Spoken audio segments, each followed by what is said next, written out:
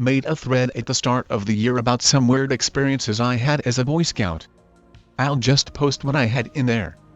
I have lived my entire life in Oklahoma, and it's probably just about as rural as most of you think it is.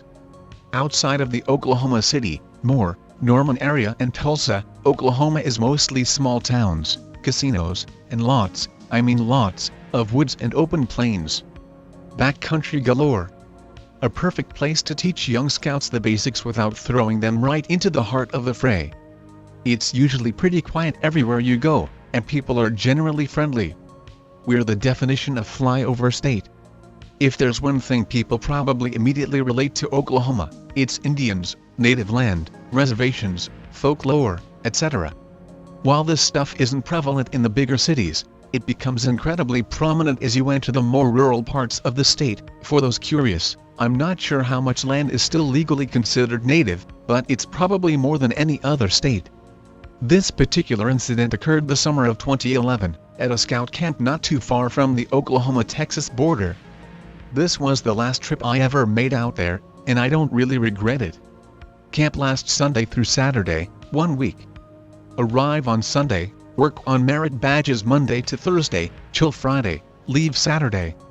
The leaders of my troop were comprised almost entirely of one family, whom I'll call the Perkins. There was the great-grandfather, C, the grandfather, D, and the grandson, Buck. C was about 75 when I joined, and fit the crotchety old man stereotype like a glove. He was abrasive, impatient, and quick to lose his temper, while at the same time happy to help any boy that didn't ask stupid questions. C was also a war veteran, not sure which war though. D was a lot like his father, except, I dunno. Cryptic? I guess what I'm trying to say is that you could tell D had seen some shit. He was a little out there, very my way or the highway, do what I say if you don't wanna die kind of guy. Probably 60-ish, but built like a bear. The man was massive and intimidating, and he knew it. To this day I think D knows a hell of a lot more about this particular incident than he'll ever tell, but I never had the courage to ask him about anything. Buck, the grandson, was about a year older than me. Buck was a bit thick in the head, but he was tough and built just like his granddad. He was also as loyal as a golden retriever, and the word fear wasn't exactly in his rather limited vocabulary. But I digress. Another key player was my best friend at the time, Dylan. Dylan was stubborn, headstrong, and generally looking for trouble. He and I started Scouts together at 6, and were the only two that had stuck together since that time. We were usually inseparable, which probably saved our lives that night.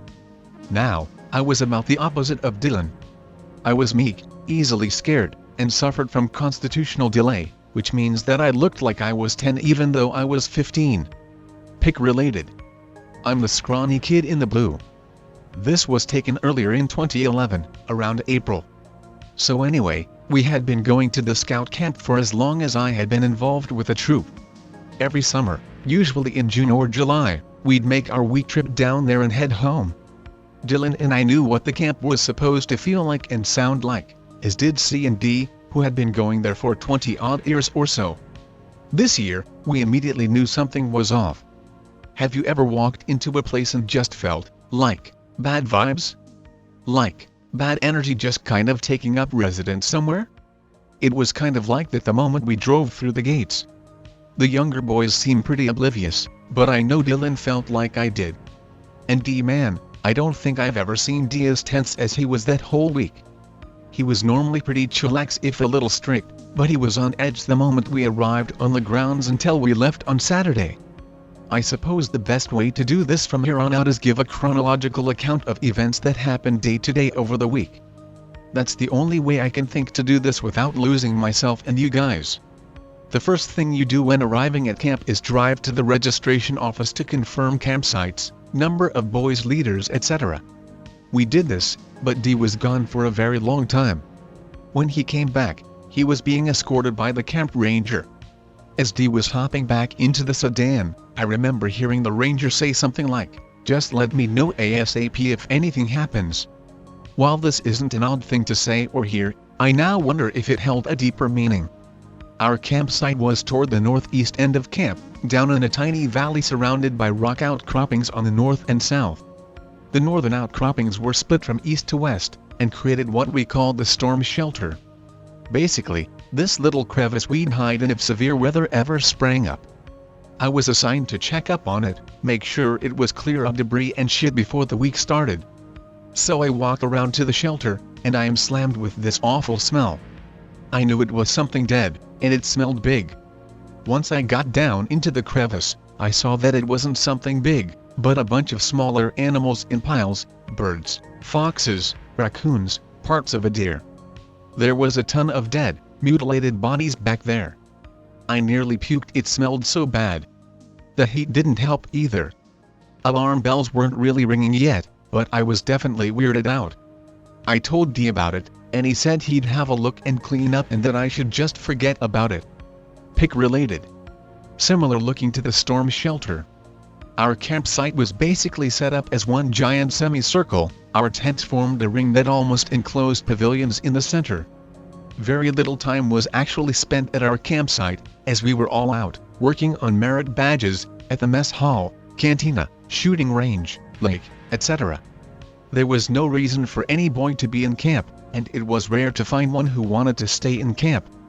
Dylan and I stuck together most evenings, and Monday night we decided to shoot, or rather, Dylan decided to shoot. I was a terrible shot, and didn't want to pay for ammo I'd end up wasting.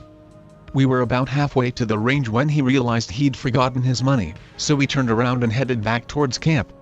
When we got there, it was empty as expected, but we noticed one of the tent flaps had been left opened. Big problem there. D was constantly on us to keep our flaps shut, so as to keep any curious woodland animals or insects out of our tents. So I walked over there to zip it up when I realized that it was still zipped, and that the door had simply been ripped open. The tent had been ransacked.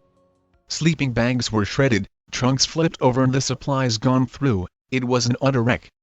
I called Dylan over, and our conversation went something like, "Shit man. Holy hell. Who would do this? I dunno man. It wasn't one of our boys. D would make sure he'd never see the light of day again. Should we tell him? Do you wanna have your head bit off? Let's let him find it for himself." That was a stupid decision in hindsight. We should have found D and alerted him immediately. But since we didn't want to suffer his wrath, we didn't. When we got back to camp that night, everyone was on edge. All the younger boys were freaking out, whispering about Bigfoot, etc. D told us that the rest of the week, we all had to be back in camp before sundown, which I thought was kind of pointless. The tent had been ransacked during the day, but whatever. Pick related. Similar to campsite. Tuesday. Tuesday was actually pretty uneventful. All I recall is that some boys a couple campsites over from ours got spooked because they heard noises in and around their campsite that night. If I'm being honest, that could have been anything. There's an awful lot of animal life out in rural Oklahoma, and it's not unusual for new or amateur scouts to accidentally lure raccoons, foxes, occasionally bigger things into camp by leaving food out at night. But I still have to wonder if it was related to my other experiences that week. Wednesday. Wednesday was different. The bad vibes seemed to be getting stronger. Or maybe that was just me getting more wound up. I dunno. What I do know is that the mess hall had been broken into the night before, and utterly wrecked.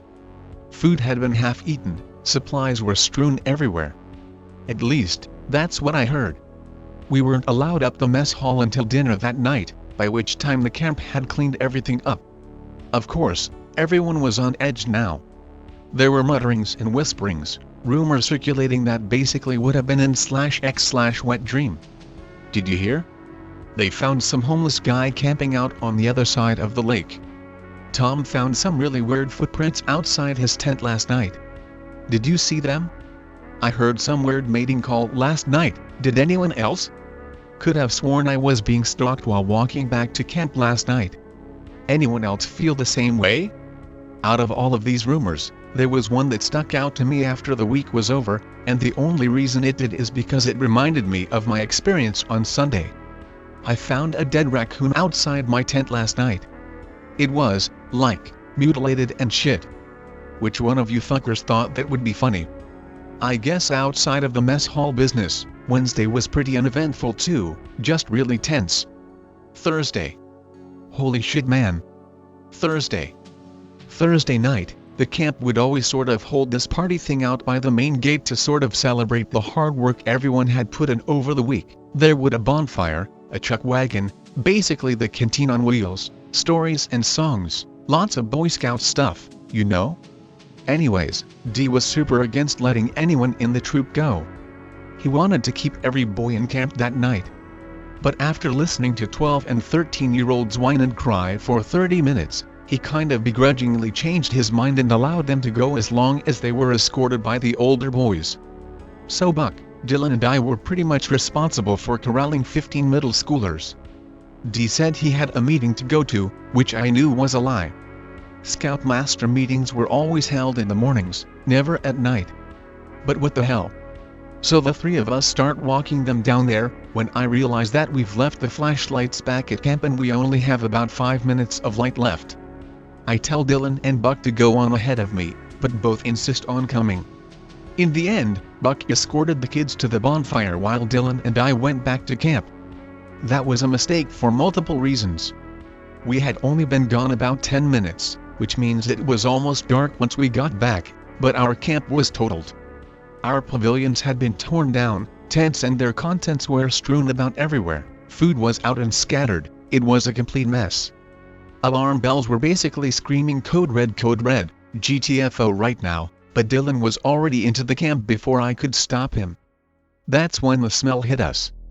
That smell of dead, decaying stuff, but this time it was mixed with something else. Kind of like spoiled milk? I'm not entirely sure how to describe it. Not the burnt copper blood scent /X/says is related to goat men, I know what that smells like. This was something else. Dylan and I both agreed that we needed to find ASAP. Fate was on our side that night, because not a second later he rushed into camp in full commando mode. I'm talking giant knife on his hip, brandishing a pistol, sorry, I don't know anything about guns, and the biggest flashlight I've ever seen. Dylan and I immediately start blubbering to D about what was going on, begging for answers and almost crying. He told us both to shut up in the arrest, but quietest voice I've ever heard. That's when I noticed his face for the first time. He had a gash down the right side of his forehead that was bleeding pretty profusely, and a massive bruise beginning to envelop the left side of his face. It looked like he had picked a fight with the titanium beam and lost. Let me just remind you that D is about 6'7" and around 260 pounds of pure muscle. Whatever bested him was fucking strong. D beckoned us over to him and the conversation was something like, "Where the hell are the kids?" "The bonfire, sir." "What the fuck are you two doing back here?" "We forgot the flashlights, sir." Alright. Here's what's gonna happen. Dylan, I'm gonna give you this knife, okay? Anon, you go get those flashlights you were talking about and point them towards the storm shelter.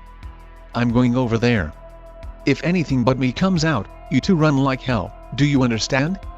We nodded, and off he went. He rounded the corner into the shelter, and that's about when we heard the noise. Have you ever heard someone trying to talk while choking on their own blood or something like that? It's sort of gurgling, gasping noise? That's what it sounded like, mixed with a sort of low growling. Dylan and I stood there frozen for what felt like hours, but was probably more like 5 minutes, when that noise abruptly ceased and D returned pale as a sheet but in one piece. So D escorted us there, and refused to answer any of our questions or give us any sort of closure as to what had just happened. All he said was, "I don't think we'll have to worry about anything for the rest of the week." So we went to the bonfire, but Dylan and I kept to ourselves and tried to figure out what the hell was going on. When we got back to camp, we did our best to repair as much as we could in the dark. Dylan and I didn't sleep at all that night. We were wide awake. At what must have been about midnight, I heard a few noises outside and saw a flashlight beam waving around before finally coming to still position, pointed towards the storm shelter. I poked my head out of my tent, and observed D sitting a chair, flashlight pointed at the storm shelter, watching and waiting. I watched D all night, and Friday I finally got some answers. By Friday, I mean about 6:30 that morning. Around then C came out of his tent and proceeded to have a not exactly quiet conversation with D. Now bear with me, as I'm reconstructing this from memory, so some bits might not be entirely accurate. Anything new? No. I've been out here all night. Nothing since I saw it earlier. I still think you're wrong. They never come this far south, especially this time of year. Must have been something else. I know what I saw, Dad. I'm telling you, they're getting bolder. Or more desperate. Or more desperate. Well, I'm heading to the mess hall. Need my coffee. Want anything? And they proceeded to talk about breakfast for a while and C eventually left. I figured if I wanted any sort of closure as to last night, now was my only chance to talk to D alone. So I approached D, but before I could say anything he turns around and gave me a look that could have curdled new milk. I stopped in my tracks, and he says, "Come. Sit." So I sat next to him, and this all I got out of him. "You were pretty brave last night, kid." "Incredibly stupid, but brave." "What did you see?" "Nothing, sir."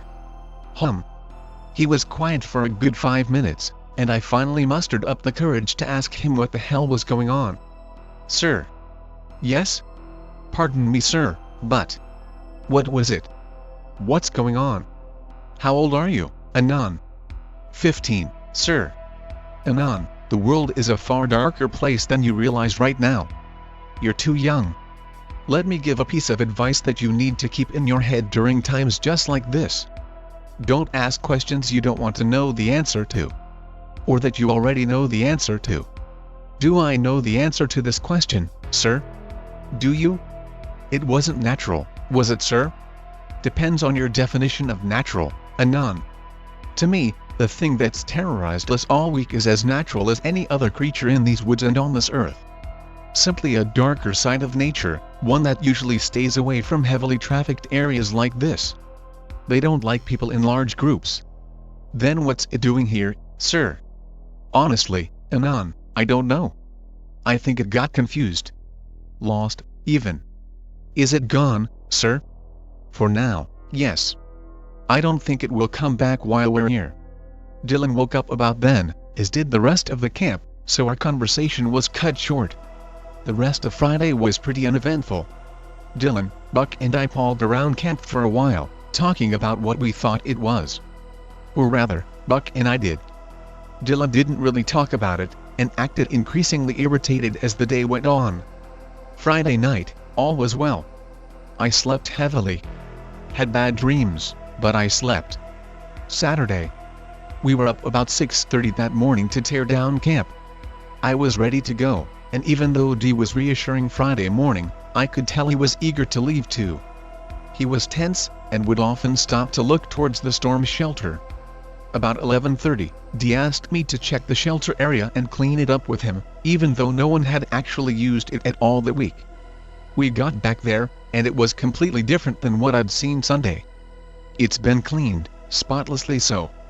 And something similar to pig-related had been marked on each side of the canyon walls. I assume it's native, but I don't know what it means and have never particularly cared to find out. We left about noon, and I've never gone back. So that's my big story, the one I can't really explain. I know D knew way more than he was letting on. I think Buck knew more than I did too, but he clammed up whenever I tried to talk to him about it. So /x/ what do you think? What was it? I think it was Native American, to say the least. But I don't know what. I have a couple more if anyone is interested, and can answer questions too. I'll be here for a while yet.